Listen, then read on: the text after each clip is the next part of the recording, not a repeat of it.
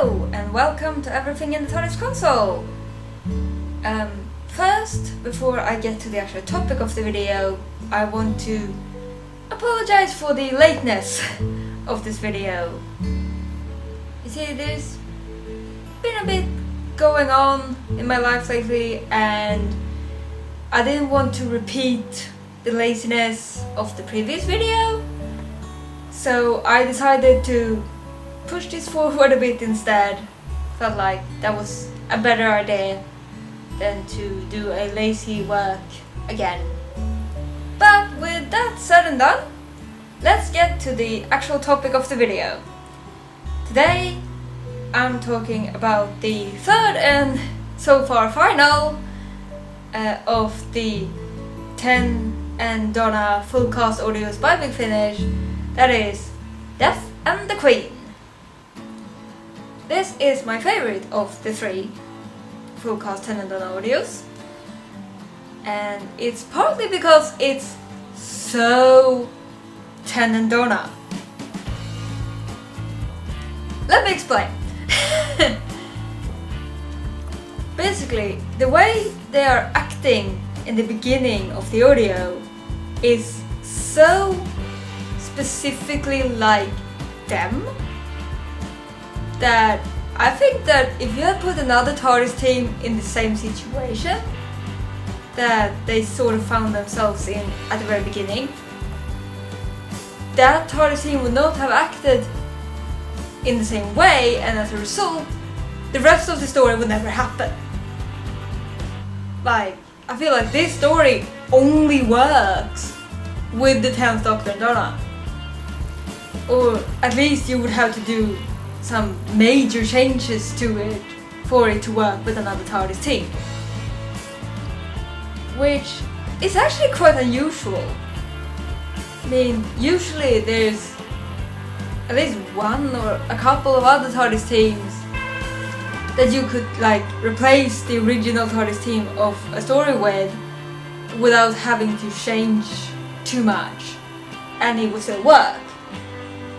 But with this, like, tell me one other TARDIS team that would act the way this TARDIS team does in the beginning, like the same way, or at least close enough that the rest of the story would actually occur.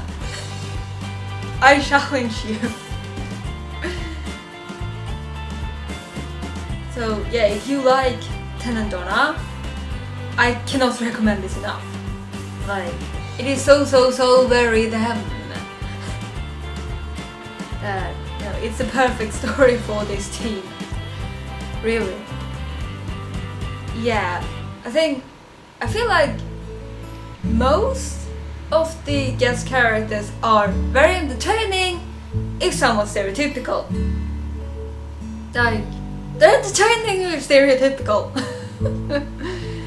Like, we have the sort of mean, surly Queen Mother, and we have a total mother's boy of a king, and then we have Death, which isn't actually Death, spoilers, but I mean this is Doctor Who, so you probably figured.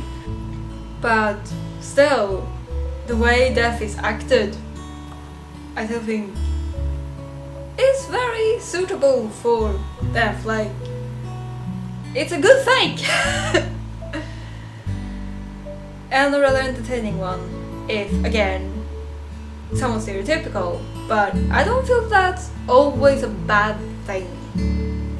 Stereotypes can be very entertaining sometimes, you know, if done well. Now, the one big standout though of the guest cast, which is the one that is not a stereotype, is a character called Hortense, who is like one of the most badass handmaids ever. I love her!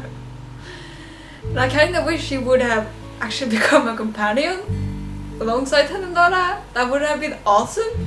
She's awesome. And especially, like, the 10th Doctor keeps pointing out how suitable she would actually be for the companion role, and then she doesn't become one. which, slightly disappointing. It would be nice to have, another big Finnish original companion. Though I suppose it's not necessarily too late. They could bring her back. Maybe from like a later point in her life, so that it doesn't contradict what the 10th Doctor says in the story about her future fate. Yes, there's also like some really, really nice scenes in this that really focuses on the relationship between 10 and Donna in a way, without it being like too focused on it, if that makes any sense at all. Well, not that I necessarily think anything can be too focused on it, but like it's subtly focusing on it, sort of, ish, kind of, maybe. Am I making any sense at all? Both in the beginning where like Donna is like, why can't he just let her have a good wedding for once, and because she's going to marry the king, or so she thinks. The Doctor shows up, and after him comes death and an army of skeletons. She's like, oh no, not again. Can't he like just not ruin my wedding this time? Then later the Doctor is like trying to come around to that, but simultaneously tell her that actually he's not fine with her leaving, which is so sweet. That he's like not fine because even though companions keep leaving and he should be used to it, he never is. And then he keeps saying that, and he's trying to be like, so long as you're happy and it's all gonna be fine, and of course you're gonna be happy. And he's trying to tell him that actually she is not fine either by this point, but he doesn't listen. And it's like, oh my darlings, what are you doing? I love you. Because I love this TARDIS team. They're like now my second favorite of New Who. They were my favorite, but then 12 and Clara happened, and I do like them a little bit more. Again, going back to the actual story a bit.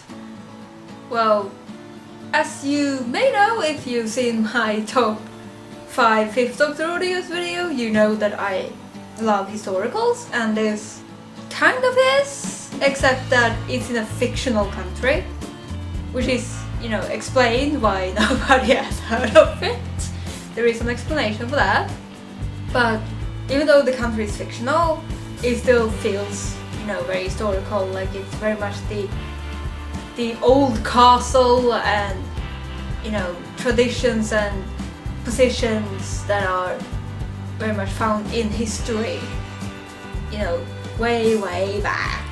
So I love that historical feel, and bringing in this mythological manifestation of death as well also really feels like it's kind of this sort of historical horror-ish, even a little bit sort of sensual. In there's a part where Donna dances with death, literally-ish. She dances with the fake death. That's not actually death. But spoiler again.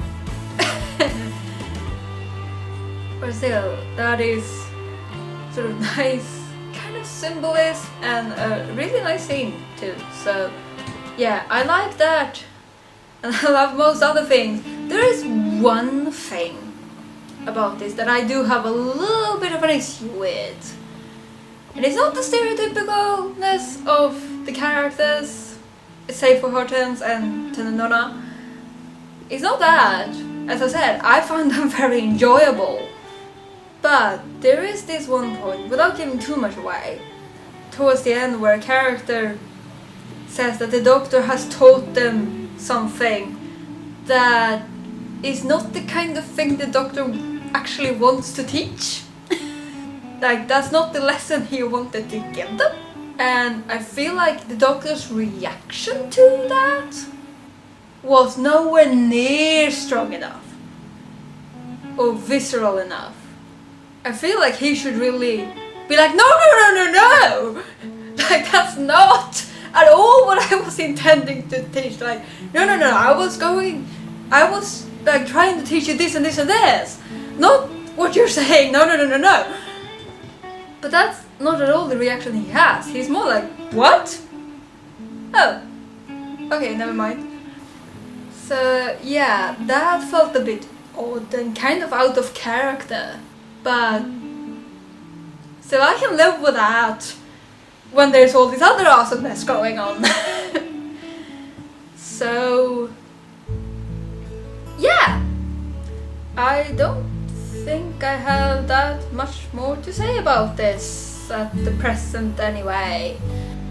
So yeah, I hope you enjoyed my talking about Death and the Queen and found something interesting in what I had to say, and I'll see you in another video.